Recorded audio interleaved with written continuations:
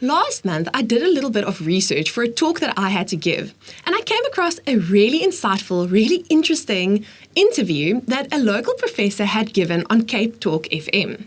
Today, I've got this local professor, Professor Kerry-Lynn Thomson from Nelson Mandela University in studio with us to talk a little bit about screen time and the South African family. Welcome to the studio. Thank you so much for having me, Esty. It's great to be here. And please call me Kerry. Perfect. So Kerry, tell us a little bit about your background in the digital well-being sphere and in the cybersecurity sphere, and also tell us about the work that you're currently involved in at NMMU. Great. I'm a professor in the School of Information Technology at Nelson Mandela University, and I'm the current director of CRIX, which is our Center for Research in Information and Cybersecurity. And I think when people hear about cybersecurity, there's often that thought of technology, technical, firewalls, antivirus, and that kind of thing. But the research that we do is very people-oriented. Okay. It's all to do with the human aspects of cybersecurity. So everything from, we do projects from cybersecurity awareness for grade R learners all the way to awareness about phishing and social engineering for employees at organizations. And ultimately what we do, we want people to realize their role they need to play in protecting themselves online, awesome. But also how to protect others, when going online, being a good digital citizen. Absolutely. And it's just such an exciting space to be in. I mean, I'm sure people are fascinating, and the impact of technology on our lives is fascinating. Yes, good. Yeah. It's so nice that there's more role players in this sphere, because when I started, it was very much, everyone thought it was the weirdest job that I was doing, because it had just not been done and it was just not heard of. And now there's a lot more voices joining the choir, and it makes the mountain that I have to climb seem a little bit smaller. Right. So that's fantastic. So this interview that I was listening to that you did on Cape Talk, you spoke about a study that had tested South Africans' screen time. How do we, as South Africans, stack up against the rest of the world in terms of the amount of screen time we have? Right. So the study was conducted, it's a global study that's done every year, spearheaded by Hootsuite and We Are Social. And it's a fantastic study, so much data that they collect. And one of the really interesting things they look at is how much time people are spending online. And South Africa, in the global average on how many hours people are spending online per day is just over 6.5 hours. Okay. South Africans, we're top of the list. We're spending just over 9.5 hours online per day. 3 hours above the average. It's crazy. Yeah. And that is so fascinating, because you would think that with our unemployment rate and poverty and other socioeconomic factors that our screen time would be less, because we would have less access to data. What is your thoughts on that? Why is it that we are so high? Well, unfortunately, the study doesn't give any insight as to why we're top. And we've been top for a number of years. But I think if we look at our population, it's just under 3/4 of our population who actually have access online via various means. And 98% of the South Africans who are online get access through mobile devices, through our smartphones. Yes, okay. And I think in South Africa, in Africa in general, compared to developed countries, there's a lot less infrastructure, going into the homes and things, and we're very reliant on mobile devices. Yes. And they're with us all the time, so they're in our bags, in our pockets with us. And, when we're in the queue for the bank or transport or post office, we've got this device with us, and we've got to kill some time sometimes. And perhaps that's a part of the factor is, we're just online because we can. Yes, and because we're using smartphones as opposed to a desktop that's attached to the wall and doesn't travel with you wherever you go. Exactly. And I think also maybe our commuter, we are commuters. We commute to our works. We commute. Right. Other people take a bicycle and they ride it in other countries to their work, which is just 10 minutes away. But we, sit on a taxi, sit on a bus, sit on, so maybe that's also a contributing factor. And tell me, Kerry, what is it that we're doing on these smartphones? Is it social media? What are we doing for 10 hours a day on a smartphone? Is it social media? Are we playing Candy Crush? What are we doing? Well, hopefully it's not 10 hours of Candy Crush a day. I really hope not. But the study showed that what we're doing is it is a largely entertainment. So it's streaming TV, music, things like Netflix, YouTube. That's a lot of what we're doing as South Africans. We're also gaming. All right, so there's the serious gamers who spend hours online. Yes. And there's also you and me with our phones playing Candy Crush or, any kind of games or apps that we download onto our phones. Okay. And then what's really encouraging is that we're spending a lot of time engaging with educational material as well. Oh, that's nice. Yeah, all these online learning, these free, these MOOC courses that are out there that you have free access to. So South Africans, I think it's something like 62% of us who are online, we're accessing this material on a regular basis. Oh, that's fantastic. Ideally, to upskill and to look for more job opportunities. And we're one of the higher countries in the world in terms of how much time we're engaging with these online courses, which is really great. That is fantastic. That's nice to know. It's nice to know that it's something that's actually improving you. I always say to people there's a difference between screen time and screen content. Right. And, 10 hours a day on Candy Crush versus 10 hours a day learning a new skill. Absolutely. It can't be measured in the same way. Yeah. Okay. And then I'd like to know, does this inflated screen time that we South Africans have an impact on South African families? It's a great question. There's this new phenomenon, this new term called technoference, which is obviously the combination technology and interference. And yes. I've done it. I'm sure you've done it. Everyone's done it, where you sit in a room and you're with people, face-to-face in person, and you've got your device and you're scrolling on social media or you're in a WhatsApp conversation with someone, yes. and you're not paying attention to the people in the room with you. The technology is interfering yes. with your interactions, your offline activities, let's say your offline interactions. So, and what happens in families often is this technoference bubble that you're in, and you're sitting on social media. Now your child comes and wants to speak to you. Your reaction often is a bit irritated, a bit, I've been interrupted now, a little bit hostile perhaps towards whoever it is, your child, your partner, your spouse. You're interrupting my screen time. Yes. And kids especially get that message, don't interrupt mom or dad when they're on their screen. And it does start impacting in terms of poorer quality interactions and relationships with our kids, with our family. And we're only seeing now longer term impacts of that because it's new. Yes. Screens have been around for decades. I mean, obviously watching TV when we were kids, but now it's a whole different ballgame in how many screens we as a family have access to. And the mobility of it, of course. That's it, yeah. Okay. Yeah. I read the book The Big Disconnect by Catherine Steiner, and she also speaks about this tech interference. And when I work with kids, they will often report that their parents are on their screens all the time. Their parents, I spoke to a girl the other day who told me that her dad answered an email while he was running the Comrades. What? And she was a grade 10 pupil, and we laughed about it. But what it illustrated to me is just that we are in an always on, always available culture. Whatever happened to the 9 to 5 workday, there's no such thing anymore. Now you answer emails while you're running the Comrades. And do you think that it's actually harming parent-child relationships?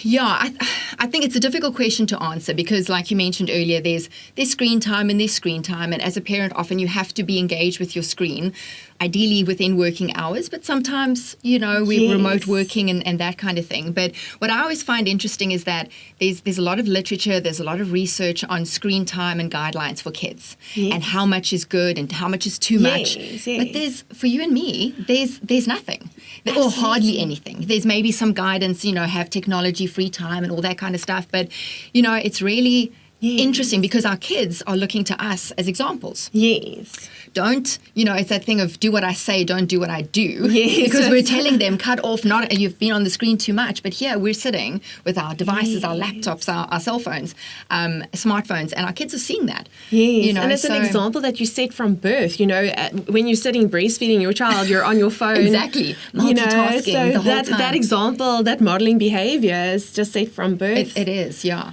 And it's so interesting. And it's also... It's heartbreaking at times when you read studies where kids 4 years old they can see they feel these emotions. They're sad, they're mad at the amount of time their parents are on screen. And young kids are saying that their parents' smartphones are more important than they are to their parents, and that's that's very, very sad. Yes, and scary. And what do you think? All of the screen time, this 10 hours a day or 9.5 hours a day, what impact is it having on South Africans' mental health? Yeah, so I think, like you mentioned earlier, we've also got to highlight that screen time, it's a good thing. Yes. In a lot of cases. So it can have the educational benefits. If you're video chatting with someone, there's social elements in there as well. So there's absolutely good. But then when it starts becoming a problem in terms of mental health is when we feel like we can't disconnect. Okay. And if you're away from your phone, you're away from technology, how does that make you feel? Yes. Do you feel like I'm missing out? I need to connect again as soon as possible? Or can you actually make a break and disconnect? Because, being online and connected all the time, it can lead to depression, increased anxiety. So things like FOMO, right? Yes, that fear of missing out. If you're feeling like, if I'm not connected, I don't know what's going on, I'm missing out. And you're just going to get more and more anxious, and you're going to feel like you need to be connected, more often. And, it interrupts sleep. It's probably less physical activity the more you're online. Sure. And I think it's about regulation as well. And a lot of people are finding that they can't regulate their screen time. It's just become this habit. That we just didn't scroll through social media. We're not meaningfully engaging with anything. We're maybe reading a news article, seeing what friends are doing, but it's not. It's what is it feeding back to us except for just killing some time? Yes, and it feels as though the algorithms of these platforms is designed to keep you engaged for as long as possible. Right. So I sometimes I feel like we are up against the best software developers in the world in that they design, for example, a snap streak where a teenager has to engage daily on Snapchat without so that they don't lose their streak. And so they have to go into Snapchat even when they're on a hike or when they are, when it's their birthday or they're away on a family holiday. They have to go on Snapchat because they're locked into the snap streak. And you just see more and more media building these sort of structures into the media to draw a person back in. So even when we are trying to monitor the time that we're spending, it feels as though, you keep on getting pulled in for more. What is your thoughts on that? It reminds me of, the casino theory where you're sitting in the casino, there's no windows, there's no clocks. It's designed to keep you in that space for as long as possible for you not realizing how much time is passing. Yes. And it's, there's so many psychological aspects to how we engage online and what we do. And the people designing these platforms, they're doing exactly that. There's elements of gamification. You've got to keep things going. You've got to keep a streak going. You've got to score points. You've got to interact. And it draws us back in all the time. Sure. And if it's something we're not conscious of and saying, okay, well, here's my boundaries, then it's so easy to just keep going and just keep interacting. Sure, and I think there's so many different personalities. If you think about personality, some people are able to, let's say you've got a chewing gum addiction. Some people are able to say, okay, no more chewing gum for me. Cold turkey, yes, done. And I'm going to walk past the chewing gum in the shop and I'm going to ignore the chewing gum. But not everyone, is wired that way. Yeah. And it feels as though the chewing gum in the aisle is almost like the notification coming through, yes. And you have to actually put those boundaries in place and say, okay, I'm switching off notifications so that the chewing gum doesn't tempt me, or whatever. Yeah. So what solutions do you think families can implement at home to achieve a more healthy balance? Yeah, I don't know if we can call it solutions necessarily, but it sort of steps in the right direction because it is almost a recovery that we need to do to get back to or get to a place where we feel we've got a balance, with the digital life and the offline and online kind of thing. But there are great apps out there, and it's more technology, but it's great apps that can monitor what you're doing online, how much time you're spending online. So things like, there's an app called Rescue Time and one called Action Dash. Okay. They're freely available. You put them on your smartphone, your laptop, whatever device you're interacting on. And what it does is it monitors in the background what it is you're doing, generates reports for you. And I think a lot of people would be surprised as to how much time. If you ask me, how much time am I spending on Facebook?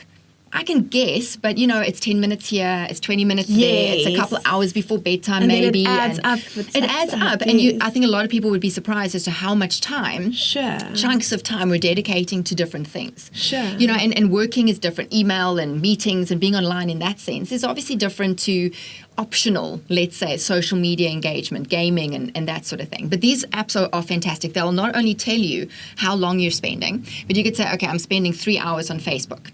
Maybe that's a bit much. I'm going to cut it down to an hour. Okay. Not easy to do, but the app will help you and say, okay, when you reach that threshold, it's going to send you an alert and tell you you've used up your quota for the day. Sure. And it could even block that website or that app for you if you feel like, but I'm tempted. I'm just going to surf a little bit more. I'm just going to look a little bit more. It can actually cut you off. And say, this is it. That's it. Right. Because the first thing with behavior change is an awareness of what are we doing? Because a lot of people say 9.5 hours. Oh, no, I don't spend, that's not me. Not at all. Yes. Meanwhile, maybe it is a bit closer to what you're doing. Yes.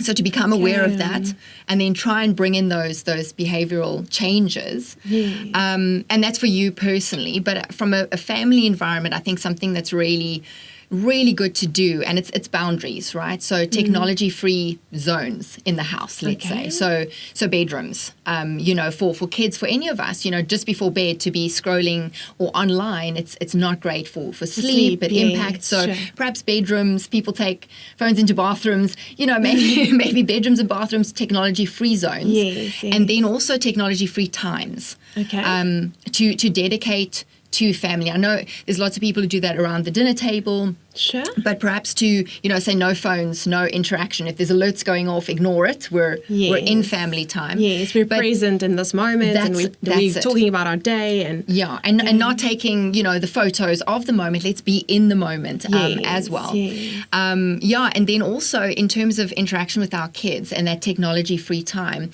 studies show as well that 10 to 15 minutes a day of full-on, fully present interaction with our kids is far more beneficial than spending hours with them where you're not actually, we're half present and we're always distracted by our phones. And our kids pick up on that. They're so bright. They pick up on so many things. So dedicated time with your kids, with your spouse, romantic relationships and all that. People feel ignored. So many dynamics in terms of where technology intrudes, and we've just got to push back and set those boundaries, especially in our homes, to have that technology-free time. And especially if you think about where technology is going in terms of the development of AI, the metaverse, and so on, we're only going to, as a species, we're only going to have to be more aware of our interaction with tech and where the boundary lies in the future. So it's almost a good thing to teach your kids now for what's coming in the future. Exactly. Things like ChatGPT with my students, where do you draw the line? Do you outlaw it and say you can't use ChatGPT, or should we be teaching how do we use it responsibly? And I think that's our role. And it's difficult for us. We didn't grow up with this technology. Yes, we didn't have the experience that our kids, that young people are having these days. It was a very different environment for me growing up. And certainly we need to say, it's not to say don't ever go on social media. But when you're on social media, set those limits. Use it responsibly. How do we interact with people? Sure. Those kind of things. So I think that's our role in terms of let's embrace AI. Let's embrace social media. Let's do, but for the good that it can have. Yes. And the impact it can have. Absolutely. Because the danger with AI is, you can now interact with a robot in the future. And social isolation from that. It's absolutely all those. I mean, that's a whole other consideration and ball game there. But it's not to say ignore AI, but let's see how we can use it in a healthy way. Yes, that's healthy for for you as a human and for you to still have social and a healthy, wholesome life. Right, exactly. Okay. Yeah. And, it was interesting. I saw last night that the UK has basically put legislation in place that no smartphones in schools because of the distraction element and the impact it's having academically, the impact it is having socially on the playground, because the kids are on their phones and so they're not interacting socially. And not learning those EQ skills that are so important. That the reason why I send my children to school is for sure for those EQ skills. Yes. So I'd love to hear your opinion on that. Interacting with students, how do you manage the distraction that that devices bring into the lecture room and so on? Yeah. No, it's a great question there because we encourage our students to have devices and laptops, to take notes or to quickly Google something. I might talk about a concept and say, quickly just look at, So we're not certainly banning devices, But typically when our students are in class, they are there to engage. They are there to learn, which is perhaps different in a schooling environment where kids have to be there every day and a certain time period. Our students have class, then they have sort of practical and there's interaction, there's group work. So it's perhaps, it's quite dynamic. And if they don't want to engage in the class, then they don't come to the class often. Yes, okay. Right, so they've chosen to be there and so they're more present because... Very, very often. Okay, that's good. That's nice to hear. But something that we do in Press, you're talking about EQ and things as well. And I think that's a really big part of where we're going in terms of AI, where it can take over, sort of the mundane parts of our jobs. But how we need to distinguish ourselves and what we try to impress with our students is the EQ side, the communication, the group work, the creative ideas, and how to work with people is becoming so important. For an IT student. When I studied back in the day, you could happily just sit behind your laptop all day and that's good. That would be your job. Yes. Now, it's because of AI coming in. AI is going to be able to do that. So how do you distinguish yourself? We need to distinguish ourselves as people and really start focusing on those EQ kind of things and how to interact in this new world full of technology. So interesting. I love it. Thank you for that.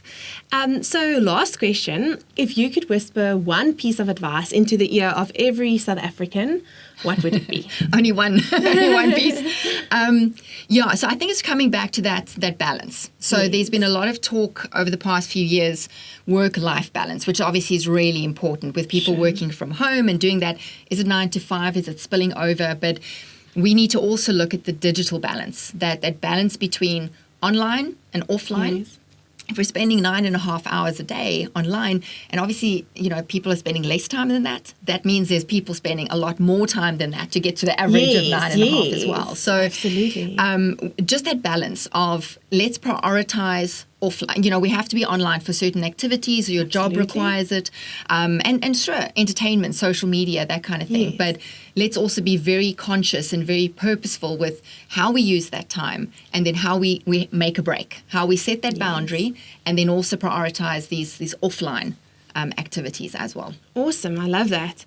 And then we've got, I would like you to leave a question for our next guest. So whenever we do a YouTube interview, we ask the guest to leave a question for the next guest. What would your question for our next guest be? Okay. So I think probably discussing the AI side of things. It's really interesting because no one knows where exactly we're going with this whole thing. But there's a lot of focus, I guess, with AI on jobs and professions and what's going to be replaced there. But what's interesting to me as well is how is AI going to affect our social skills? How is it going to affect our family dynamics when it's coming more and more into the homes? I love that question. No, not an easy one to answer either. Okay, so it's been an absolute pleasure having you, Kerry. Thank you so much. Thank you not only for your contribution here today, but also for your contribution in this sphere and helping South Africans live healthy lives, living healthy digital online lives and having amazing balance. Thank you for your contribution to that as well. Pleasure. Thanks so much for having me and thanks so much for what you do as well. It's absolutely amazing work. Thank you. And thanks for having me.